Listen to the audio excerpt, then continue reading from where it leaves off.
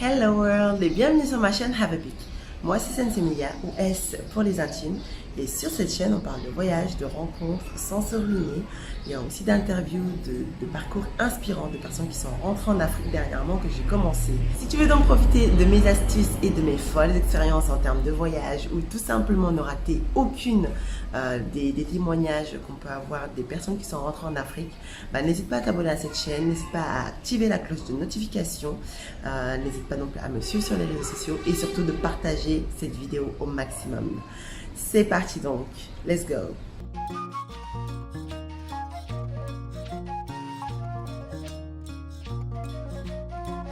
Donc, je m'appelle Ibrahim Assila, j'ai 39 ans. Je suis né à Levallois-Perret en France. J'ai grandi à Nanterre et voilà, je suis on va dire franco-sénégalais avec des parents qui sont d'origine sénégalaise.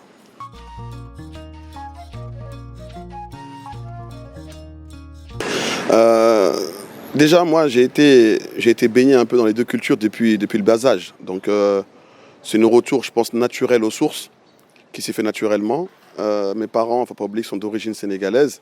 Donc, ils font beaucoup de va-et-vient entre la France et le Sénégal. Donc, il est logique que les enfants aussi profitent de cette vague d'immigration pour pouvoir s'implanter dans le pays de la Teranga. Et donc, voilà. Donc, j'étais venu déjà quand j'étais jeune. J'ai en vacances. J'ai fait aussi 4 années.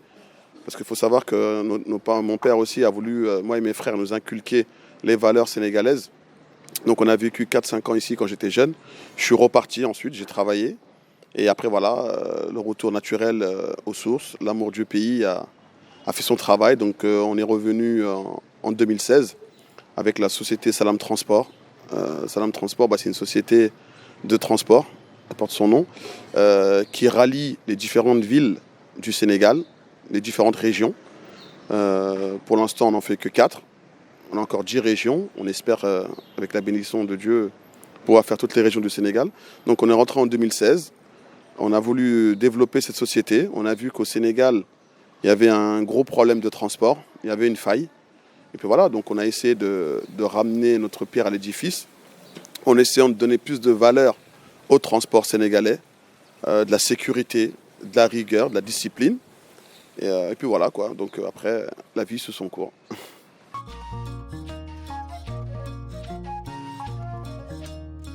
Après les craintes, c'est normal. Je pense que quand on quitte une zone de confort, c'est automatiquement suivi de craintes parce qu'on va vers l'inconnu. On ne sait pas où on va, on ne sait pas. Même si c'est vrai qu'on a grandi ici, mais Sénégal vacances et Sénégal vie, c'est deux choses différentes. Et ça, il y a beaucoup de personnes qui ont tendance à l'oublier. Donc effectivement, j'ai eu certaines craintes et à s'est avéré vrai, notamment, on va dire, les mentalités simplement. Il y a les mentalités, il y a des mœurs, il y a des codes qu'il y a ici, qu'il n'y a pas en France.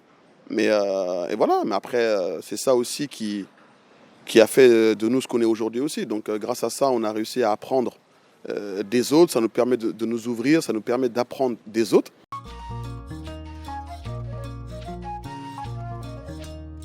Il y en a plusieurs, ça dépend quoi. Après, moi, j'ai une autre philosophie, j'ai une autre vision des choses. Où moi, les difficultés, je prends ça comme un cadeau. Moi, c'est vrai que difficultés, ça existe, mais je pense que c'est ce qui nous rend plus forts. C'est les difficultés qui fait de nous ce qu'on est aujourd'hui. C'est les difficultés qui nous apprend aujourd'hui les embûches de la vie.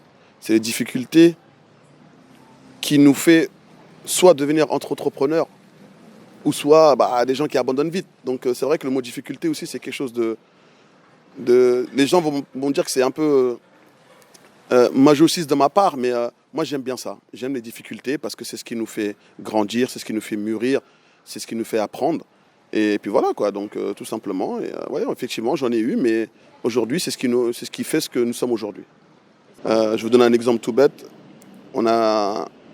On s'est installé en 2016 au Sénégal. On a essayé de développer le transport. Nous, on pensait que les Sénégalais l'ont accueilli, les bras ouverts, ont été contents, ont été joyeux par rapport au projet qu'on a voulu apporter dans le pays. Mais malheureusement, certaines personnes n'ont pas entendu de cette oreille-là.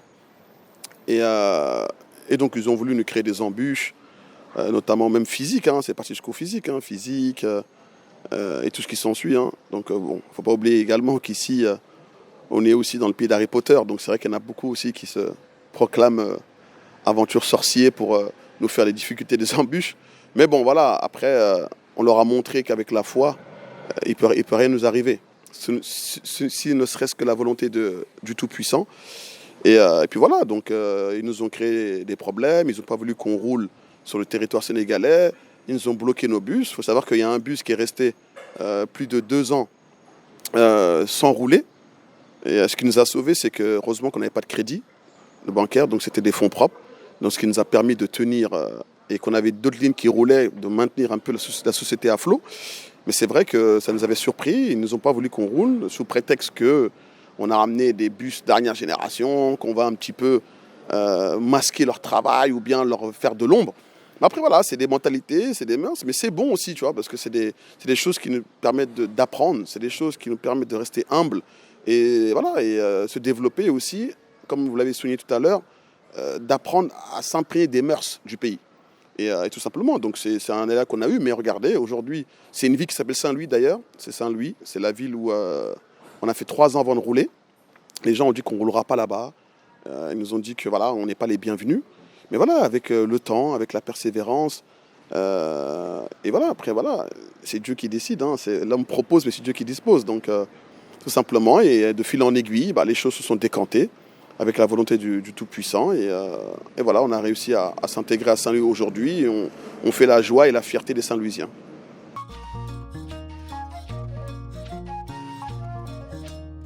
C'est plus la rigueur, la discipline, l'investissement aussi, l'implication surtout.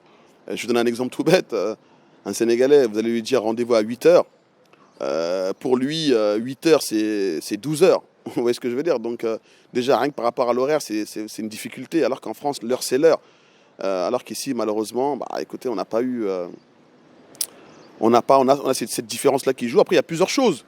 Mais voilà, ça fait partie aussi des réalités de l'Afrique. C'est ce qui fait aussi la différence entre l'Afrique et la France. Hein. C'est la rigueur, la discipline, le sérieux. Et comme je l'ai énuméré tout à l'heure, je donne l'exemple par rapport aux horaires.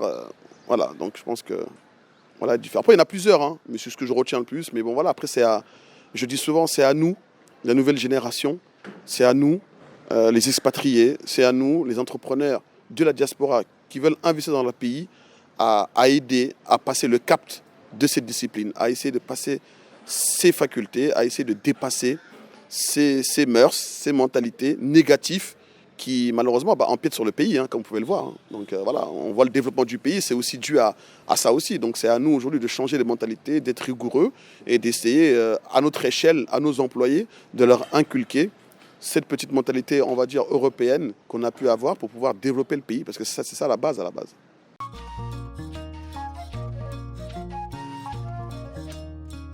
Bon, moi je suis mal placé, hein. Je sais que beaucoup vont se moquer de moi, mais moi je ne suis pas diplômé.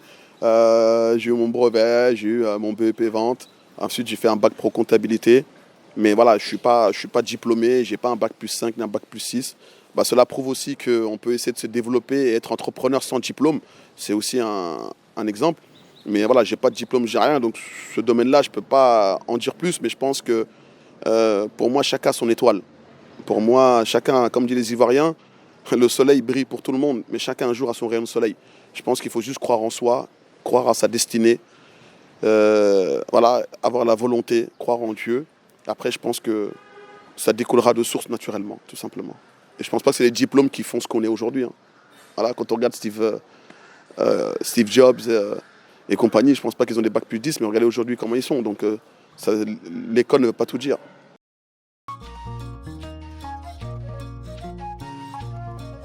Bon, non, parce que bon, le cadre qu'on a là-bas, regardez où je suis là, est-ce que ça donne envie de rentrer? Franchement, est-ce que ça donne envie de rentrer? À vous de regarder dans quel cadre je suis.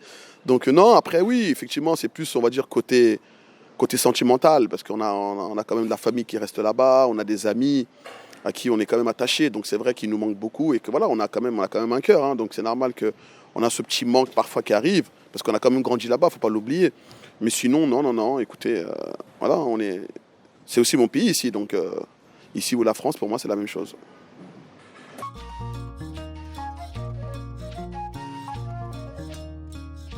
Est-ce qu'en France, à 12 heures, je serais devant une piscine comme ça, avec 30 degrés au soleil, en parlant avec toi? Je pense pas que ce soit le cas. Donc non, il n'y a rien qui me manque particulièrement, surtout la conjoncture actuelle de la France. Non merci, je laisse la France aux Français.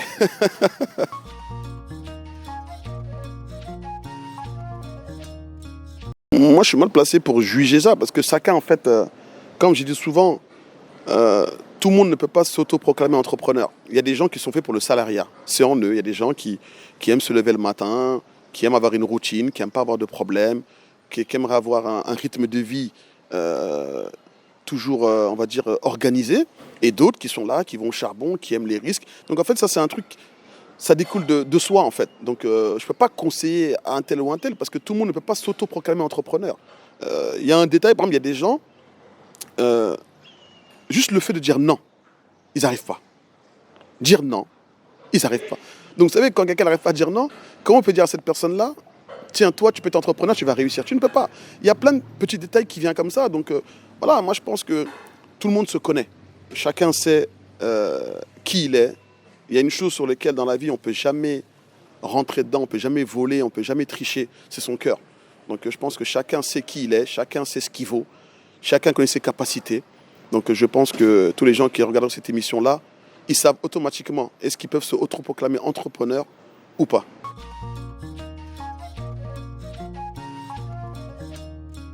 On se relâche jusqu'à demain matin, il y a tellement de choses à dire, mais je vais plus partir sur une anecdote et j'aimerais vraiment que les gens méditent dessus, parce que c'est ce qui nous représente aujourd'hui dans la vie dans laquelle on est aujourd'hui. En fait, il s'agit de 2 petites souris qui sont tombées dans un pot de crème. Donc la première souris, elle se débat, mais elle abandonne vite. Et elle coule et elle meurt dans le pot de crème. Et la deuxième souris, elle se débat. Elle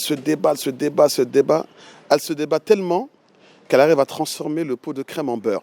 Et elle sort du pot.